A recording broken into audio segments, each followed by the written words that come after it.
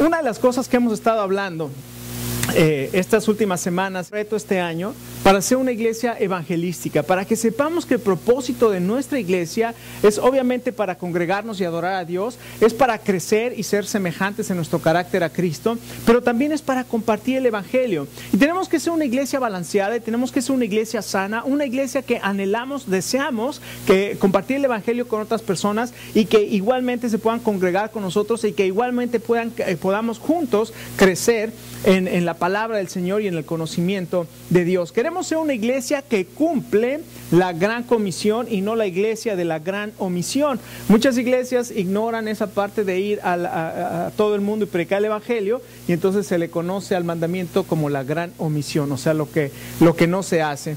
Y yo estaba pensando, ¿cómo podemos motivarnos para compartir el evangelio?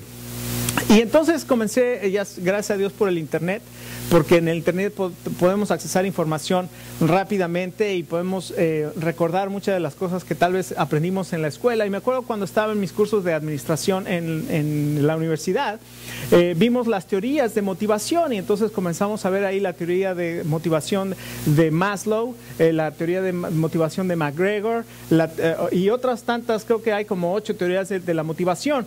Y si usted recuerda, una muy famosa, que es el triángulo de motivación de Maslow, dice que nosotros estamos motivados siempre y cuando tengamos las necesidades más básicas, que tengamos esas necesidades básicas satisfechas. Entonces vamos al siguiente nivel de motivación. Entonces comienza con las necesidades fisiológicas, o sea, que tengamos comida, que tenemos alimento, y así hasta llegar a la autorrealización, cuando realmente ya tenemos todo y estamos autorrealizados. Esa es una manera que dice que nosotros estamos siendo motivados. Otra teoría, McGregor, él lo aplicaba su motivación a las compañías, a las empresas, y decía, bueno, si tú quieres motivar a tus trabajadores, los tienes que motivar con incentivos o con castigos.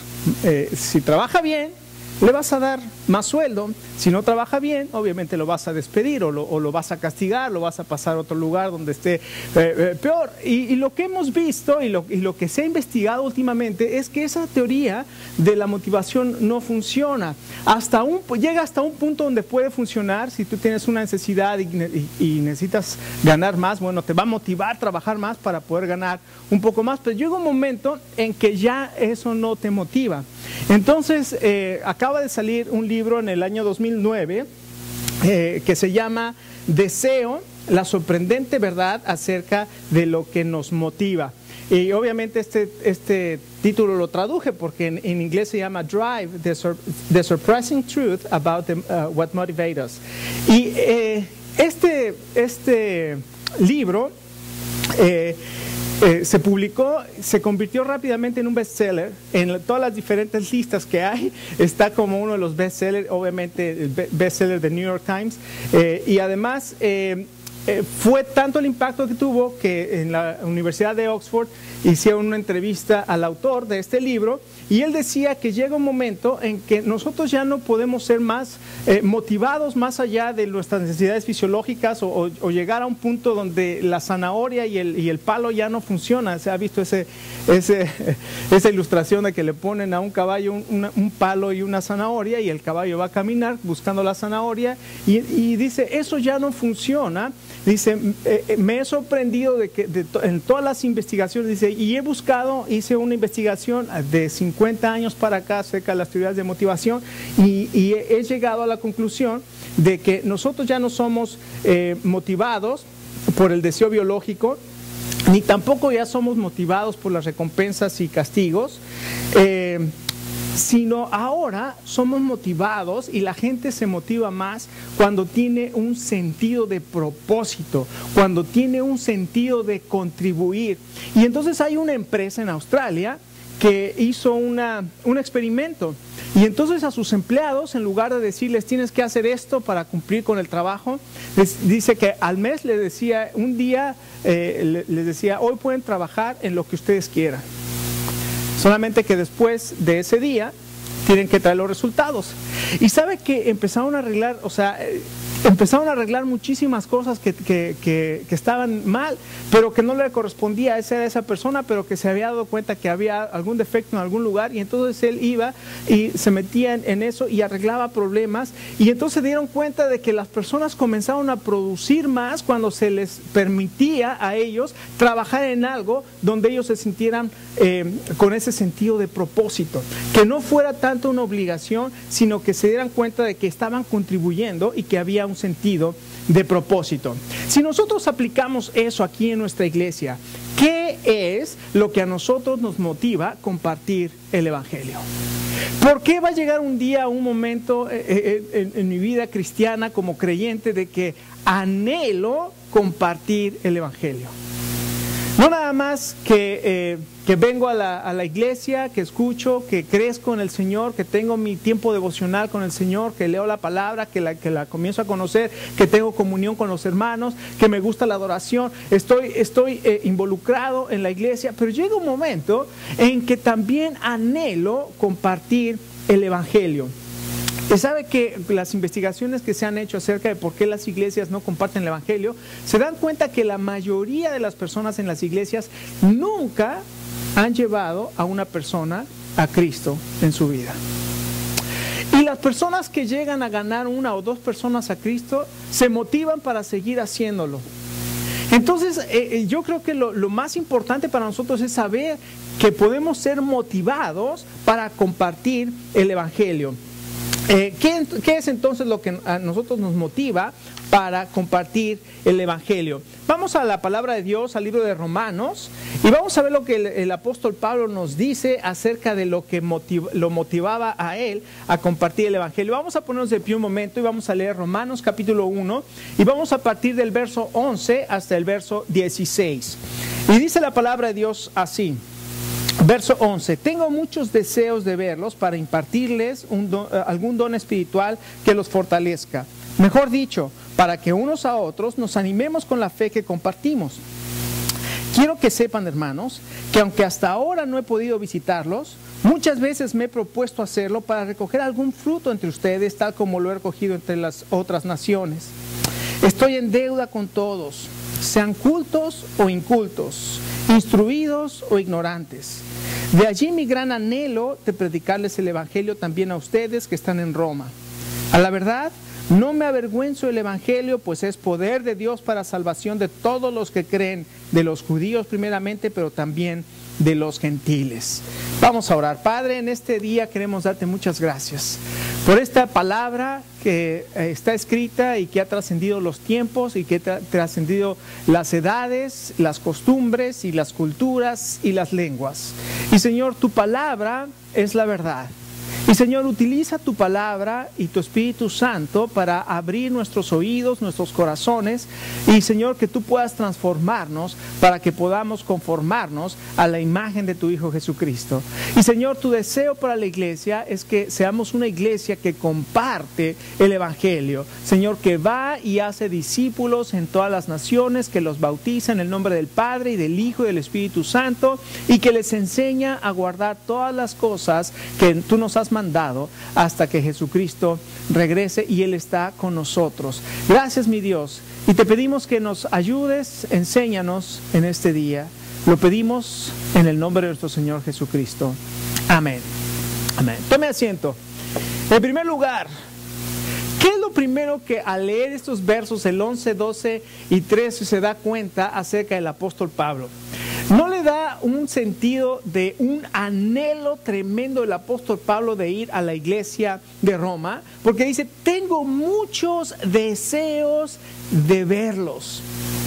Tengo muchos deseos de verlos y siempre he querido ir, pero hasta ahora no me ha sido permitido ir a verlos. Pero mi anhelo y mi deseo es poder ir a verlos. Pablo anhelaba ir a Roma y poder compartir con la iglesia dice aquí algún don espiritual. Ahora, Pablo no conocía la iglesia de Roma y Pablo no había fundado la iglesia de Roma. Es una de las iglesias que el apóstol Pablo no fundó. Alguna persona llegó a Roma y compartió el evangelio y ahí se comenzó a juntar una iglesia. Y Pablo escuchó y sabía de esta iglesia y anhelaba ir a la iglesia en Roma. Pero entonces Pablo les dice, yo estoy y yo anhelo ir y compartir con ustedes. Pero hay algo tremendo que dice en el verso 14. ¿Ya se dio cuenta de esa palabra? ¿Qué palabra dice en la Nueva Versión Internacional? ¿Qué dice?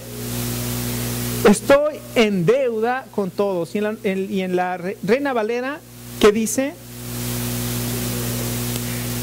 Soy deudor. De todos soy deudor. Entonces Pablo en primer lugar era motivado por una deuda. Y usted dice, ¿qué? ¿Cómo es que Pablo estaba siendo motivado por una deuda para ir y compartir el evangelio? Dice, yo soy deudor. Ahora, tal vez la pregunta que nos surge inmediatamente es decir, ¿Pablo se sentía deudor con Dios? O sea, ¿le debía a Dios el ir a compartir el evangelio? ¿Lo estaba haciendo para pagar su deuda con Dios? ¿Era algo que tenía que hacer para Dios, para ser agradable a Dios? Y la respuesta está muy sencilla y está ahí mismo. Dice, estoy en deuda con todos. No está diciendo estoy en deuda con Dios. Dice, estoy en deuda con todos. Obviamente todos estamos en deuda con Dios, pero ¿sabe una cosa? Jamás en nuestra vida, jamás podemos pagar la deuda que tenemos con Dios. Y Pablo dice ahí mismo en Romanos, en el libro de Romanos, si usted lo lee, va a llegar un momento en que Pablo dice, es que no es por obras, no podemos decirle a Dios, aquí está, te voy a ir pagando todo lo que has hecho por mí. Dice, porque si fuera por obras, ya no existiría la gracia. La gracia es un regalo, la gracia es algo que se da sin esperar recibir a cambio. Entonces, si Pablo estaba diciendo por una parte, soy deudor y le estoy pagando a Dios, por eso estoy yendo, entonces Pablo se contradeciría a sí mismo en toda la carta a los romanos. Su deuda no era con Dios. Su deuda tampoco y su motivación de ir a compartir el evangelio no era porque era una deuda que tenía con Dios. Pablo quería compartir el evangelio porque era una deuda que tenía con las personas. Él sentía que tenía una deuda con las personas. Y dice que las gentes con las que tenía la deuda eran los instruidos y los ignorantes. O como dice literalmente en el griego, con los helenos, que son los griegos, y con los bárbaros, que eran los que no eran griegos. Y le decían bárbaros porque para ellos todo lo que hablaban que no era griego sonaba bara. Entonces le decían, de ahí salió la palabra bárbaros. Entonces a los helenos, a los que hablaban griego les decían los griegos, y los bárbaros eran los que no hablaban griegos, eran griegos y no griegos. Miren, la mejor forma que pensé, dije, ¿cómo puedo ilustrar esta deuda que Pablo sentía con las personas? Recuerden, la deuda no es con Dios, sino la deuda es con las personas. ¿Cómo podemos ilustrar de una manera entendible para nosotros lo que Pablo sentía acerca del evangelio? Y entonces recordé en Segunda de Reyes, capítulos 6 y 7, ¿se acuerdan que hay Eliseo es el profeta y es uno de los dos grandes profetas del pueblo de Israel, juntamente con Elías? Elías fue primero y después vino Eliseo. Y los sirios llegaron y sitiaron la ciudad de Samaria, Israel, o sea, la capital de Israel, que era la ciudad de Samaria. Y por mucho tiempo, usted sabe que cuando hay un sitio, llega el ejército, rodea la ciudad y no deja entrar comida, no deja salir a las personas. Entonces la gente comienza a escasear el alimento, comienza a escasear el agua, hasta que llega un momento en que se rinden o salen a pelear, porque cerraban las puertas y tenían las murallas y nadie podía entrar. Y entonces una de las tácticas que hacían los ejércitos invasores es que se quedaban ahí esperando, no dejaban salir a nadie y no dejaban que nadie entrara. Y poco a poco se iba acabando el alimento. Y en el capítulo de Segunda de Reyes, capítulo 6, el sexto capítulo del segundo libro de Reyes, si usted lee ahí el hambre tan tremenda que había en Samaria, el costo de los alimentos simplemente no se podía pagar. Pero lo peor es cuando usted ve la historia de dos mamás que con el hambre se ponen de acuerdo y dicen, hoy nos vamos a comer a tu hijo y después nos vamos a comer a mío. Y cuando una de las madres rehúsa, ya se habían comido a uno de los hijos. Y cuando la otra madre rehúsa dar a su hijo para comer, la mamá que ya se había comido a su hijo va con el rey y le dice, rey, dile a esta mujer que hizo un trato conmigo de comerse a nuestro hijo, ya nos comimos al mío, ahora dile que entregue a su hijo para que lo comamos. A ese punto estaba el hambre en Samaria. Y el rey no sabía qué hacer. Y llega el profeta Eliseo y dice, Dios dice que mañana va a haber abundancia de comida. Y uno de los que estaban ahí dijo, no, que va, jajaja, se empezó a reír y le dijo, bueno, como tú no has creído, mañana tú vas a ver lo que va a suceder, pero no vas a poder disfrutarlo. Afuera de la ciudad había 4 leprosos. Usted sabe, los leprosos dependían de lo que les daba la gente de sobras. Se estaban muriendo, estaban ya raquíticos, enfermos, todos leprosos, ahí sentados afuera de la ciudad de Samaria. No podían entrar porque no estaba prohibido para ellos entrar. Y ahí estaban afuera de la ciudad de Samaria sentados y se dijeron unos a otros, ¿por qué no vamos con los sirios? De todas maneras, si nos quedamos aquí sentados nos vamos a morir. Si vamos con los sirios nos pueden dar algo de comer, o si no nos matan. ¿Y cuál es la diferencia? Nos quedamos aquí y nos morimos. Entonces se levantan los 4 leprosos y van caminando hacia el campamento de Samaria, y cuando llegan al campamento de los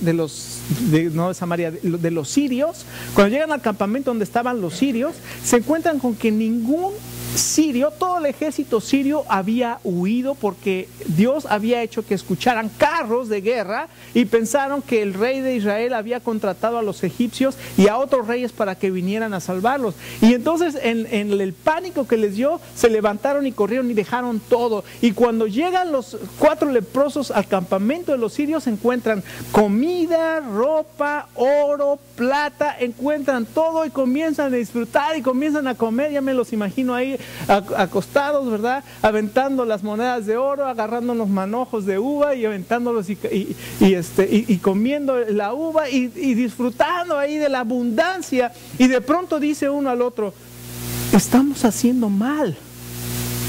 Estamos haciendo mal. Mire lo que dice, yo lo escribí aquí. Dice, cuando los leprosos llegaron a la entrada del campamento, entraron en una tienda y comieron y bebieron y tomaron de allí plata y oro, vestidos, y fueron y los escondieron, y vueltos entraron en la otra tienda y allí también tomaron y fueron y lo escondieron. Ahí estaban dándose una fiesta, agarrando de todo. Y dice el verso 9, luego se dijeron el uno al otro, no estamos haciendo bien. Hoy es día de buena nueva. Hoy es un día de buenas noticias. ¿A qué le suena? Buenas noticias, buenas nuevas. ¿A qué le suena? ¿La palabra qué? Evangelio. Hoy es un día de compartir el evangelio y nos estamos quedando nosotros aquí y no estamos haciendo nada. Y entonces dice, no estamos haciendo bien. Si esperamos hasta el amanecer, nos alcanzará nuestra maldad. Vamos pues ahora, entremos y demos las buenas nuevas a casa del rey. Cuando ellos tenían abundancia y no la estaban compartiendo con los que se estaban muriendo de hambre, decían, somos deudores con esas personas, nosotros aquí tenemos abundancia y tenemos de todo. Vamos y vamos a decirles que hoy es un día de buenas noticias. Mis hermanos, hay gente que se está muriendo espiritualmente. Hay gente que está pasando las cosas más tristes y difíciles porque no conocen del amor y la misericordia de Dios, y nosotros estamos comiendo uvas y lanzando el evangelio y gozándonos de todas las bendiciones que tenemos, y la gente se está quedando sin el Señor cuando tengo la oportunidad de poder compartir con ellos las buenas noticias de salvación. ¿Sabe que una de las mejores cosas que nosotros podemos hacer con una persona es hablarle del amor de Dios? Dios te ama. Y va a haber mucha gente que solamente por decirlo eso, me acuerdo una vez, iba con mi hermano y nos había encargado mi papá algo que fuéramos a hacer a su oficina. Llegamos a la oficina, hicimos lo que teníamos que hacer, y cuando salimos de ahí, iba en el carro y de repente empecé a escuchar un llanto tremendo y dije, ¿qué es eso? Y el Señor movió mi corazón a pararme, y había una muchacha llorando ahí sentado a un lado de la calle. Y era un llanto tremendo. No había un solo vecino ahí que hubiera salido para ver qué tenía esta mujer. Y yo me acerqué, y me acuerdo que las únicas palabras que salieron de mi boca fue, Dios te ama. Y cuando le dije esas palabras, esta mujer se cayó, o sea, dejó de llorar como lo estaba haciendo, y entonces pude compartir con ella del amor de Dios. Y yo le dije, ¿tienes a dónde ir? No tengo nada, no tengo a dónde ir, y ya era noche. Entonces le dije, si quieres vamos a la casa, te quedas en la casa y ya mañana te vas a donde tengas que ir. Y se fue a la casa, y teníamos un cuarto separado de la casa, en la casa de mis papás. Entonces llegamos, ella se fue allá, mi hermano y yo nos fuimos a nuestra casa. Y en la mañana siguiente ella salió de ese cuarto y pasó por la cocina donde estaba mi mamá. Y entonces mi mamá se quedó, ¿y esta mujer quién es? Entonces ella se acerca y le dice, sus hijos, ayer me hablaron cuando yo estaba a punto de suicidarme. Y yo le quiero agradecer mucho. Y se fue. Nunca más volvimos a saber de esta mujer. Pero esa mujer, si nadie le hubiera dicho nada, quién sabe dónde estaría en este momento. Sin embargo, porque algo movió mi corazón, Dios movió mi corazón. Y fui sensible en ese momento para decirle simplemente las palabras, Dios te ama. 3 palabritas que salieron de mi boca, Dios te ama. Y con eso hizo una gran diferencia en la vida de esta mujer. ¿Cuántas personas conocemos que las vemos sufriendo y no vamos a llegar a decirle tu religión está mal? Solamente dígale, Dios te ama. Jesucristo vino para perdonar todos nuestros pecados y darnos propósito y una vida nueva. Y este mensaje es el mensaje de las buenas noticias. Así es que Pablo fue entonces motivado por esa deuda que él sentía. Y dice algo tremendo, dice, a todas las personas, griegos y no griegos, cultos e incultos, a todos soy deudor. ¿Sabe que el mensaje del Evangelio rompe las barreras culturales, raciales, sociales, económicas? El Evangelio tiene poder para romper con todas las barreras que nosotros y que el hombre ha levantado. Para Dios todas las personas son importantes, y el Evangelio es para todas las personas.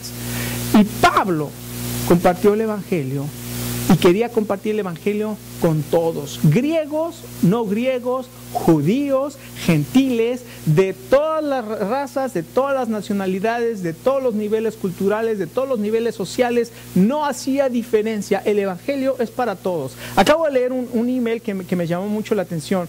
Tal vez usted lo leyó, lo que pasó en un avión de British Airways. Era un vuelo lleno, y había una mujer que le había tocado con un hombre de una raza diferente al de ella. Y entonces llamó a mandar a la azafata y le dijo, por favor, ¿no tiene otro lugar donde me pueda sentar? Porque me siento muy mal estando sentada al lado de una persona que es desagradable. Entonces la azafata le dijo, ¿sabe qué? Mira, tenemos un vuelo que está lleno, y yo entiendo que es algo difícil para usted, pero déjeme, voy a chequear con el capitán a ver si tenemos un lugar en primera clase. Entonces fue con el capitán y le dijo al capitán, hay una señora allá atrás que dice que si la podemos cambiar, porque no es justo que esté sentada junto a una persona desagradable. El capitán le dijo, sí, dígale que sí hay un lugar para en primera clase, y que va a hacer los ajustes ahí de los asientos. Entonces regresó la azafata y le dijo a la señora, ya hablé con el capitán. Para eso todo el avión estaba escuchando la discusión.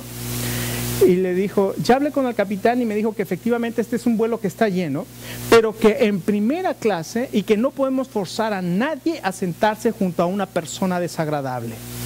Entonces el piloto me dijo que sí hay un lugar disponible en primera clase. Entonces la señora empieza a agarrar sus cosas y le dice, así es que caballero, por favor, venga conmigo, lo voy a llevar a primera clase. Y el avión irrumpió en aplausos. ¡Qué tremendo! ¿Cuántas veces nosotros nos sentimos superiores a los demás? Cuando Dios vino a morir por todos, cuando el Señor Jesucristo vino a morir por todos. No sintamos que somos superiores, ni tampoco inferiores a nadie. Dios nos hizo iguales a todos, no importa mi nivel social, no importa mi nivel cultural, no importa mi color de piel.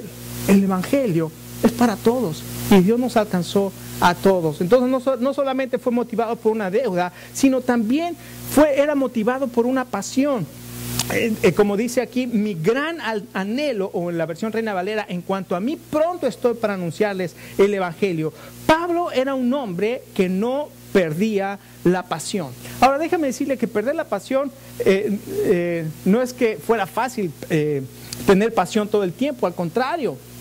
Pablo era un hombre que si alguien le quería quitar la pasión, Pablo debería estar desapasionado, no sé si se diga así la palabra, pero no debía haber tenido pasión. ¿Por qué? Porque fue apedreado, fue golpeado, fue encarcelado, naufragó, fue encarcelado. Pablo pasó de todo por compartir el Evangelio y cualquiera de nosotros hubiera dicho, yo ya no comparto nada. Es más, ¿sabe qué eso le pasó al profeta Jeremías? En el capítulo 20 de Jeremías, ¿cómo me acuerdo de ese verso? Porque un día me sentía yo así abatido, dije, yo ya voy a dejar todo. Y justo estaba leyendo el capítulo de Jeremías, creo que es el capítulo 20 de Jeremías, donde Jeremías dice, Señor, cada que yo hablo en tu palabra, no solamente viene violencia y destrucción, por tanto, dije, no más, ya no seguiré hablando la palabra de Dios más, me rehúso. Y dice ahí mismo, sin embargo, había un fuego dentro de mí que no pude resistirlo. Tú eres más poderoso que yo, me sedujiste y fui seducido. Nosotros no podemos apagar el fuego del don que Dios ha puesto en nuestro corazón. Y el Espíritu Santo ha sido puesto en nuestro corazón por el amor y la misericordia de Dios. No lo podemos apagar. Muchas veces, ¿ha escuchado la frase tirar la toalla? ¿De dónde sale la frase tirar la toalla? Del boxeador. Y si usted se da cuenta, el equipo del boxeador ¿tiene alguna toalla? ¿Quién tiene la toalla? ¿El boxeador puede tirar la toalla aunque le estén dando una golpiza? ¿Quién es el único que tira la toalla? El entrenador. Hay veces que el pobre boxeador ya está que no puede ni ver, los ojos hinchados y está todo golpeado, pero él no puede tirar la toalla. Él no puede decir, ay, ¿dónde está mi toalla para que la tire y ya? Se acabó. El único que puede tirar la toalla es el entrenador, el coach, el manager. Es el único que puede aventar la toalla. Déjeme decirle, ¿usted tiene los ojos hinchados? ¿Usted se siente golpeado de una manera tremenda? ¿Usted siente que ya no puede más? Déjeme decirle, usted no puede tirar la toalla. ¿Sabe quién tiene su toalla? ¿Quién tiene su toalla? Dios. ¿Y sabe que Dios no la va a tirar? ¿Por qué? Porque 1 Corintios 10:13 dice que no hay ninguna prueba que no podamos resistir, sino que sabe Dios que juntamente con sino que fiel es Dios que juntamente con la prueba nos va a dar ¿qué? La salida para que podamos resistir. Dios nunca va a tirar la toalla. Nunca va a tirar la toalla. Y si estamos pasando por pruebas, si estamos pasando por diferentes circunstancias, ¿sabe para qué es? Para desarrollar nuestra fe. Para desarrollar nuestra fe. Sabe Dios que nosotros podemos ir hacia adelante. Así es que no puede tirar la toalla. Y en cuanto a compartir el mensaje de las buenas noticias, necesitamos nosotros pasión para compartir ese mensaje de las buenas noticias. El otro día estaba jugando ping pong, vino el pastor Phil y me llamó, me dice, oye, el viernes a la 1:30 de la tarde ¿puedes jugar ping pong? Y dije, sí, vamos a jugar ping pong. Y vino Brad, que fue el pastor de aquí, y vino Matt Rice también, que era pastor, y nos juntamos los cuatro como en viejos tiempos a jugar ping pong. Y esa semana había jugado el equipo preferido de Brad, que es apasionado de Clemson. con un equipo de West Virginia en baloncesto. Y Clemson, que supuestamente es muy bueno en baloncesto, perdió terriblemente con West Virginia. Y Phil, usted sabe que le gusta, también es súper aficionado del básquetbol, le gusta, ¿cómo le dice? Ponérselo en la cara, ¿no? Y le dijo, Brad, oí que metiste tu resumen, tu hoja de trabajo, que metiste una solicitud en West Virginia. Y Brad se quedó así de como... Dice, no lo entiendo, ¿verdad? O sea, se refería a que West Virginia le había dado una... hablando de pasión, que se apasiona. Dice, ¿sabes qué, Phil? Lo que es increíble, dice, está bien que pierdan, pero no de esa manera como perdieron, porque cuando empezaron a perder, todos bajaron la cabeza y todos bajaron los brazos y no siguieron peleando. ¿Sabes lo que ese equipo necesitaría hacer? El entrenador debería meterlos, encerrarlos a todos en un cuarto y poner las películas de Rocky 1, 2 y 3. Para que tengan corazón y para que tengan pasión.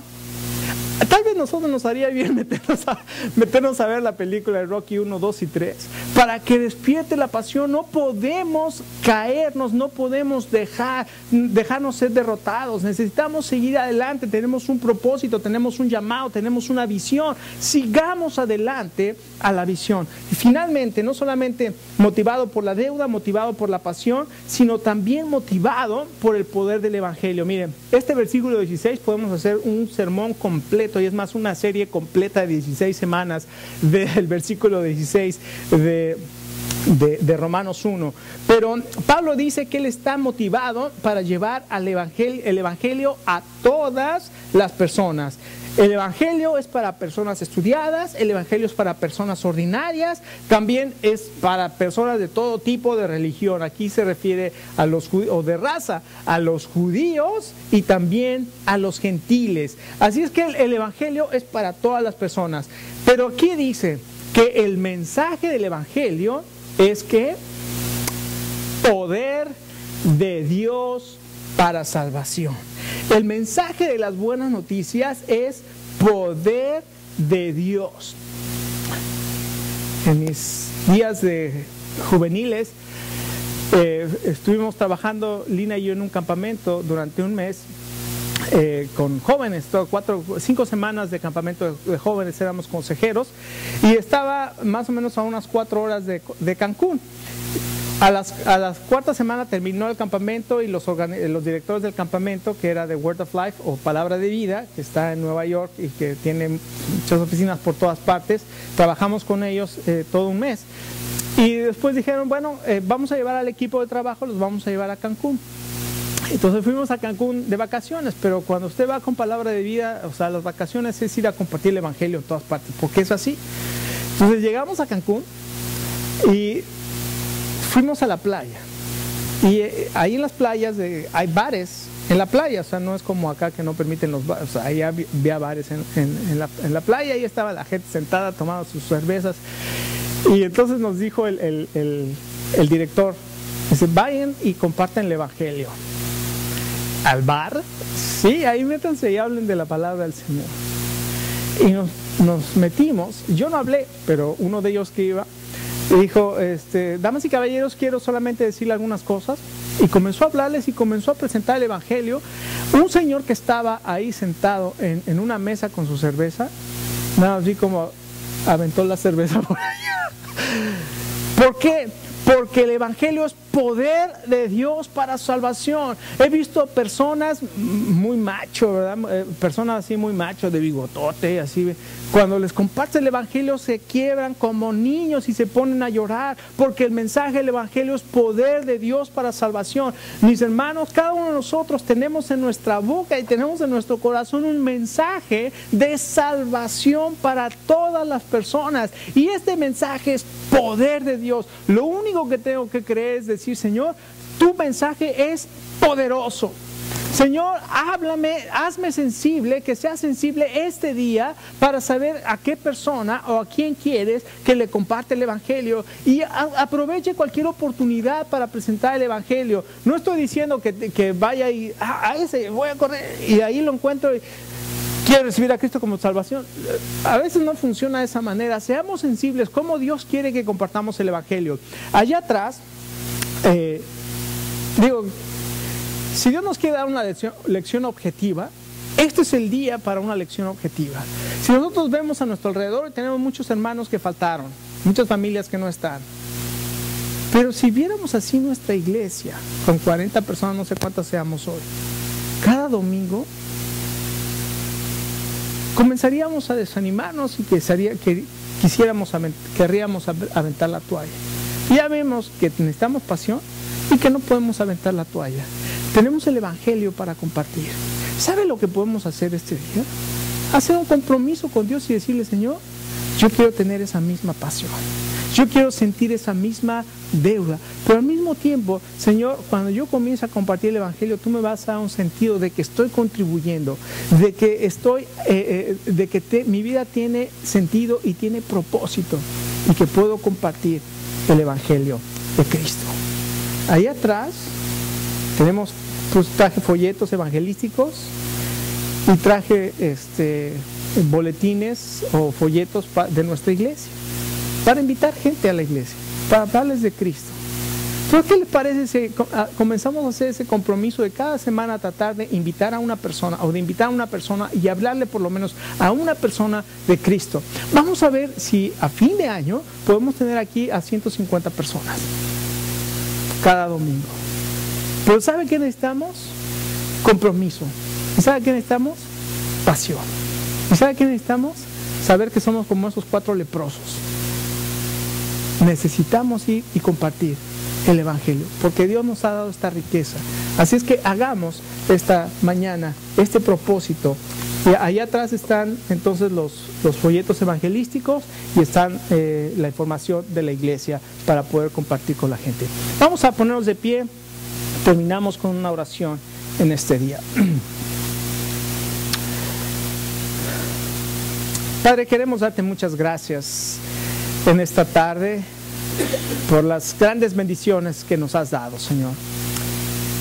Padre, gracias porque tú nos has equipado con un mensaje maravilloso, que es el mensaje de tu palabra, el mensaje del Evangelio, el mensaje de perdón, el mensaje de amor, el mensaje de misericordia para cada uno de nosotros. Y Señor, este mensaje está disponible para todas aquellas personas que están sufriendo de hambre espiritual en sus vidas.